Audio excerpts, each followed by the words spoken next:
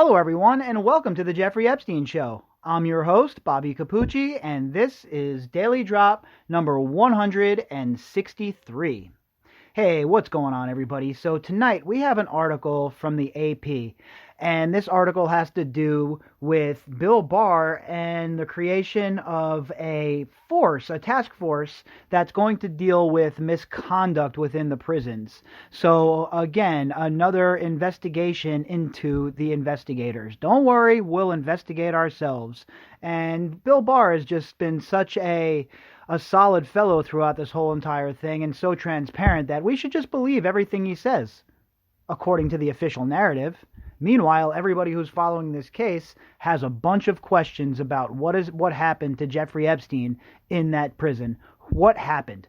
You have videos, supposedly, Mr. Barr, that you've watched, but the rest of us haven't had access to this video, huh? Pretty interesting. So, like I said, this is an article from the AP.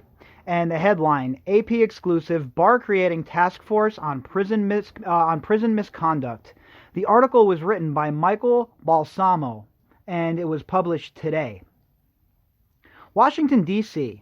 The Justice Department is creating a special task force to address criminal misconduct by Federal Bureau of Prison officers at several correctional facilities after a loaded gun was found at the same jail where a wealthy financier, pedophile, Jeffrey Epstein killed himself, allegedly, Attorney General William Barr told the Associated Press.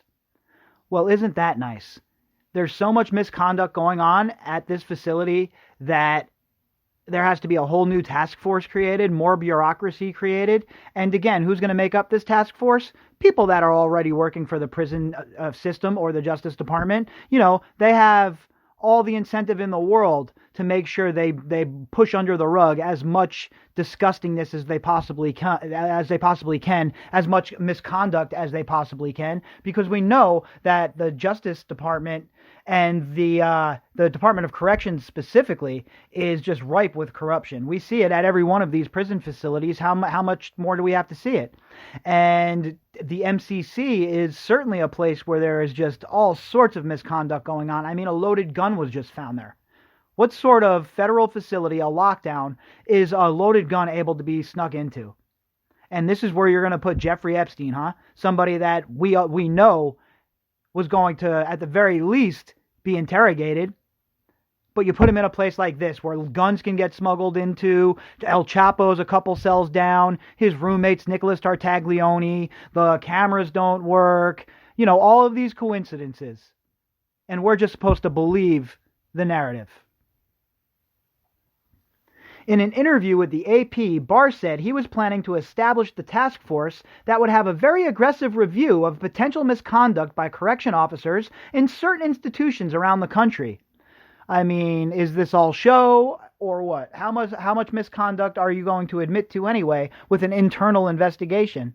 How many human rights, atrocities have been committed by certain guards? And not all of them, folks, right? Let's not paint them all with a broad brush. I'm sure there's a lot of officers, correctional officers, that are very good people, right? They're just good people that want to do their job. They want to go to the facility every day. They want to maintain their safety. They want to maintain the safety of the inmates, and they want to go home to their families at night. But you're always going to have that handful of dirtbags, and no matter what the profession is, you're always going to have that handful of undesirables that slip through the cracks somehow and end up with one of these jobs where they can be involved in mayhem, be it smuggling drugs into the facility, bringing a loaded gun, whatever it may be. There's always going to be those few bad apples, and that's not a black eye on the rest of the correctional officers or people who work in the prison systems. Look, I'm sure there are so many more good people than there are bad people, it's not even funny. I'm talking 97, 98% of the people, and probably more, probably 99% of the people that are doing these jobs are just, hardworking, good people.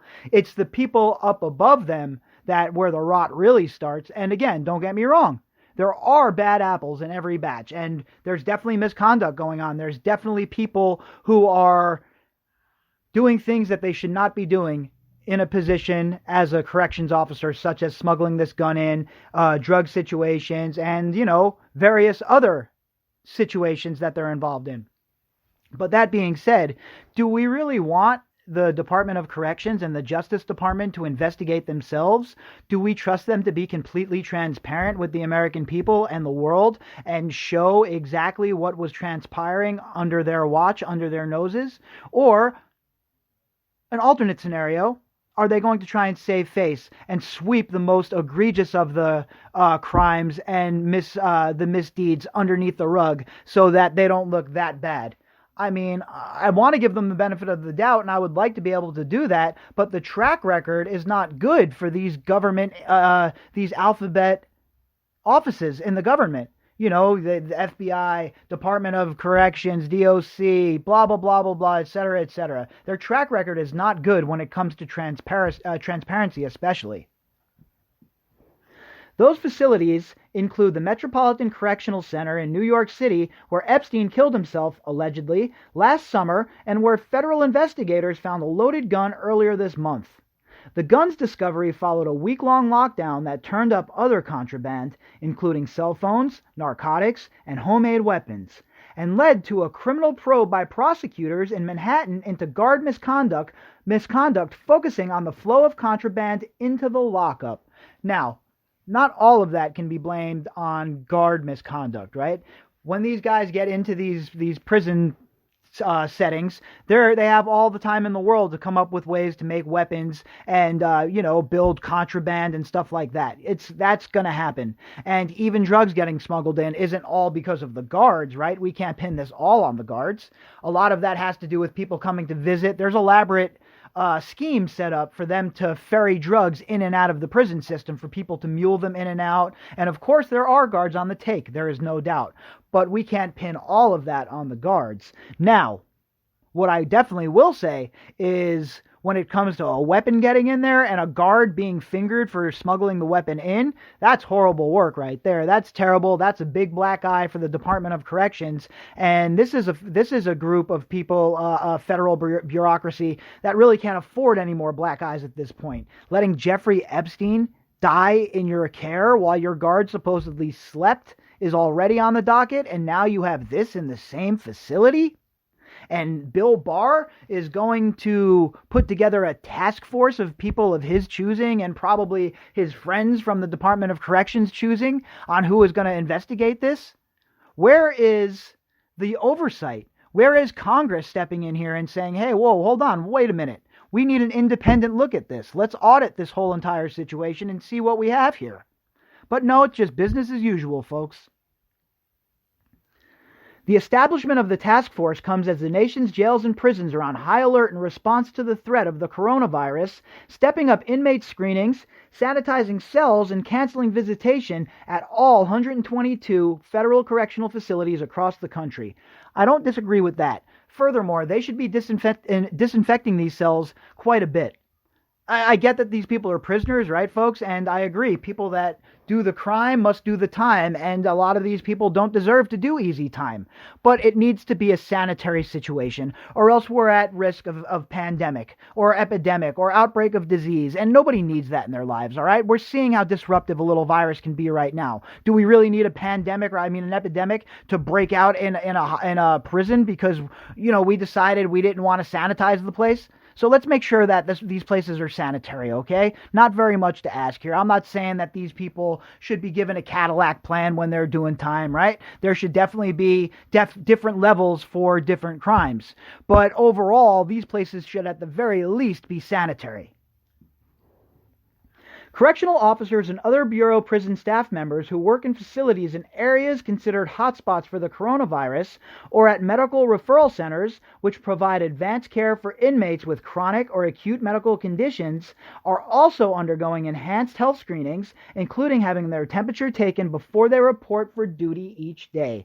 That's a good idea. I approve of that. Again, whatever proactive measures that you can take to mitigate the spread at this point, I am all for. Make sure you're doing it, because we don't want these jail cells to become filled with this sort of outbreak, or any sort of outbreak, right? That'll cost us more money in the long run. The ability to smuggle a gun into the Manhattan jail, which had been billed as one of the most secure in America, marked a massive breach of protocol and raised serious questions about the security practices in place at the Bureau of Prisons, which is responsible for more than 175,000 federal inmates. Yeah, well, it should.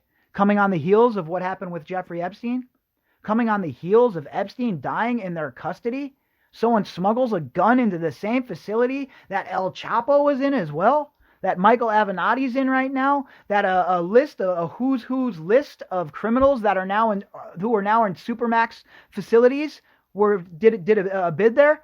We're going to get guns smuggled into this place, and we're going to have officers implicated. That's not something that's serious. That's not something that's egregious. That doesn't deserve independent oversight. It was just the latest crisis at the jail, which houses a number of high-profile inmates, including attorney Michael Avenatti, who gained fame representing porn actress Stormy Daniels in lawsuits involving President Donald Trump.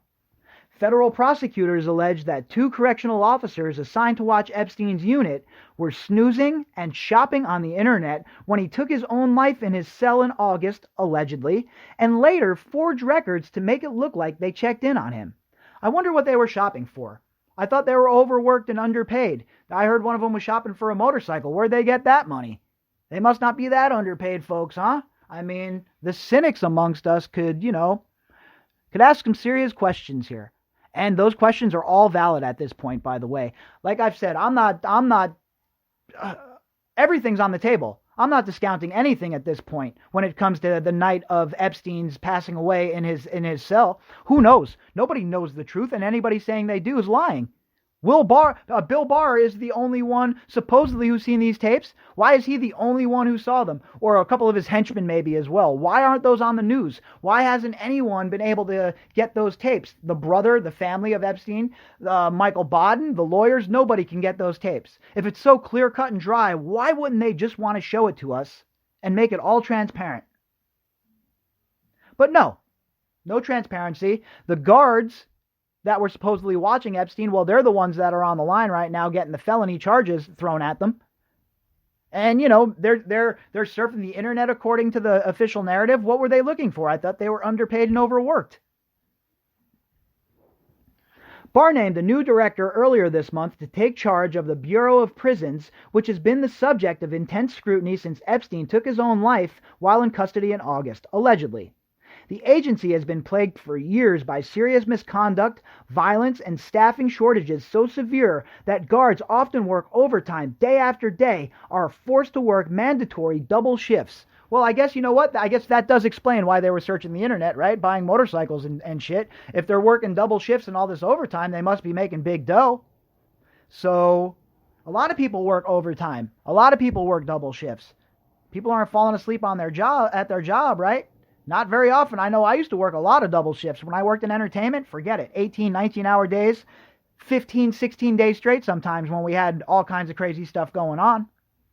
So I never fell asleep at work, and my job wasn't sitting around watching a computer, that's for sure. So I don't want to hear, oh, well, they fell asleep. It's just these 2 guards. I doubt it was just these 2 guards. It was probably something going on with all of them. Oh, well, let's just go to sleep. Nobody's watching us anyway. Again, no oversight. Where is Congress? After Barr swore in Michael Carvajal as the new director of the Bureau of Prisons, the 2 met privately, and Carvajal told him he wanted to step up substantially enforcement efforts against correctional officers or managers who engage in wrongdoing, the Attorney General said. Look, the people who were in charge of those 2 guards the night of Epstein's death, those managers, everyone up to the manager on duty, whoever that is, should also be fired. There has to be somebody with some accountability, right? Somebody with some accountability that steps up and says, look, the buck stops here. I screwed up. These are my people. If they're going down, I'm in trouble as well because the buck stops with me. But there's never any of that in these bureaucracies. Barr said he didn't believe there were systematic issues in the entire federal prison system, but he said officials need to focus on some facilities where they've uncovered problems. I mean, again, he's unwilling to grasp the seriousness of this. He's unwilling to step up and do what he needs to do to fix the Department of Corrections.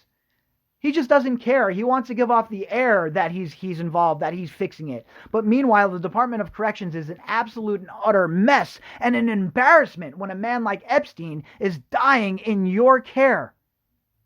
You have all the responsibility in the world to make sure that this guy does not die in your custody, that he faces justice.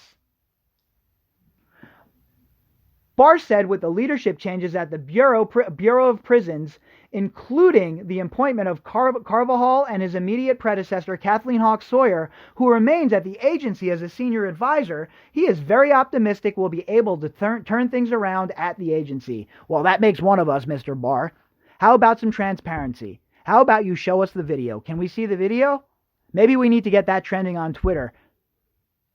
Maybe that needs to be something that trends, because we show us that video and end it, and then that would wrap up at least one thread in the case. Then, if he committed suicide, fine. I'm perfectly willing to admit that and accept that. Whatever, wherever the evidence leads, like I always say on the podcast, wherever the evidence leads. But there is not enough evidence here for us to close the case and say, well, that's it. It was a suicide. No pictures of the body. Everything about it smacks of garbage, smacks of ineptitude, smacks of complete and utter failure by the whole entire staff involved. And it's unacceptable. So until we see that video, there's going to be questions, Mr. Barr, on this podcast and elsewhere. And you can't blame us. You can't blame anybody who has questions when there's supposed video out there and nobody wants to show it to you. Well, we have a right to see that as citizens of this country. We're paying for all of this. And not only that, the family and the survivors have a right to see it as well for closure purposes. This isn't a national security issue. This is a video of supposedly Jeffrey Epstein dying. Or at the very least, the doors to the entrance where Epstein was, which nobody's believing that either. So, again, there's a lot of room for questioning here, folks. I don't blame you if you're still rolling your eyes and saying, yeah, okay, sure. Because guess what? The majority of the country is with you. The stooges in the mainstream media might try and denigrate you and, conspiracy theory this, conspiracy theory that. Well, meanwhile, running off on whatever weird-ass conspiracy theory they're pitching and gaslighting the American public with on that night. That the same night that they're calling you a conspiracy theorist because you have some questions about what occurred in that facility. Meanwhile, everything that's unfolding after that points in the direction of something really bad going down. All of these investigations, now task force, people being moved around. Sure doesn't seem like business as usual to me, folks. All right, if you'd like to contact me, you can do that at bobbycapucci@protonmail.com. That's BOBBYCAPUCCI@protonmail.com. You can also find me on Twitter at BOBBY_CAPUCCI. All right, folks, please stay safe, and I will talk to everybody tomorrow.